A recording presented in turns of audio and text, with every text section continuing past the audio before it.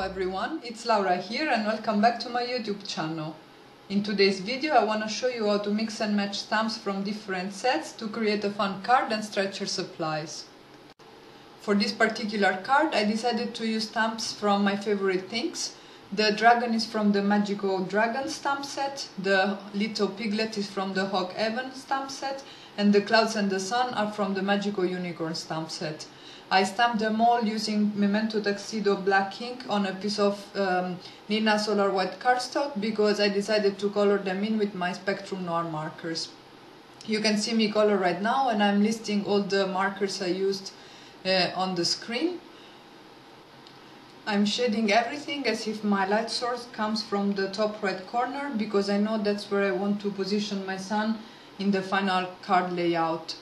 To color in the sun, I'm using GB5, CT4 and CT3, and this is actually my favorite combination to color in the sun because it's nice and bright, but the GB5 adds a bit of warmth that I really like. When I color bigger images like the dragon or the piglet, I usually start by laying down the lightest shade in the areas where I think the shadows will be.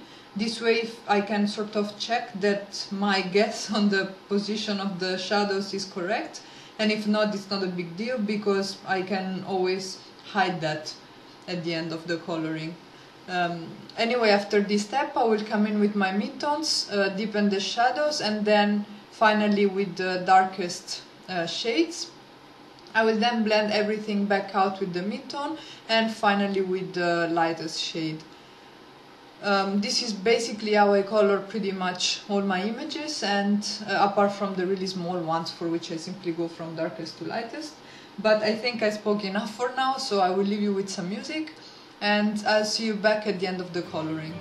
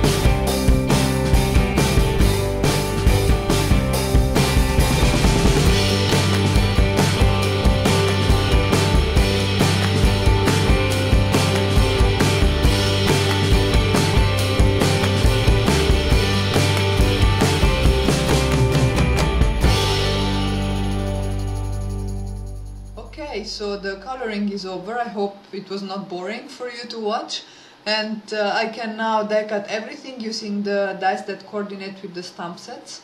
I secure them in place using some washi tape and then I run everything through my Big Shot machine. And it's really nice. I really like the white border that's left around the images when I use the dies to cut them. It's not shown in the video, but I took a piece of Bristol Smooth cardstock and I created my sky by blending distress inks in broken china and tumbled glass using the Ranger sponge applicator. I just wanted to create a little bit of a gradient and a bit of interest on my background, but since the blending was very simple and the video is already long enough, I decided not to show you. Here I'm taking a piece of, this is simple white cardstock, it's for laser printers actually. And I cut these cloud shapes using the Mama Elephant Landscape Trio die. And I'm coming in with a very light hand and some tumbled glass to again create some interest on my clouds. At this point I'm taking the background I created with distress inks and some rectangle dies by Tonic Studios, and I'm sort of deciding on how much I want to trim it down. It's always very painful when you create something and then you use dies on it, at least for me. I'm always scared to mess it up, but in this case I didn't. And again I'm trying to see how I want the clouds to be positioned on my front panel, and so that I can go ahead and cut them out as well using the same rectangle die. I also created the background from my card using some white cardstock and the largest die from that same rectangle die set by Tonic Studios, and at this point I can go ahead and start assembling my card. I'm using the same rectangle die as I used to cut the front panel to mark the position where I want the clouds to be trimmed, so that I know that I can recreate the same arrangement as you saw just now, and then I can just cut them with my die cutting machine and glue them in place using some tape runner. I'm also adding tons of glitter to the front of my card. Maybe it's a bit too much, but hey, do you really have too much glitter on a card? I don't think so. Anyway, this is the Spectrum Noir Clear Sparkle Glitter Pen, and as you can see I'm being very generous with it.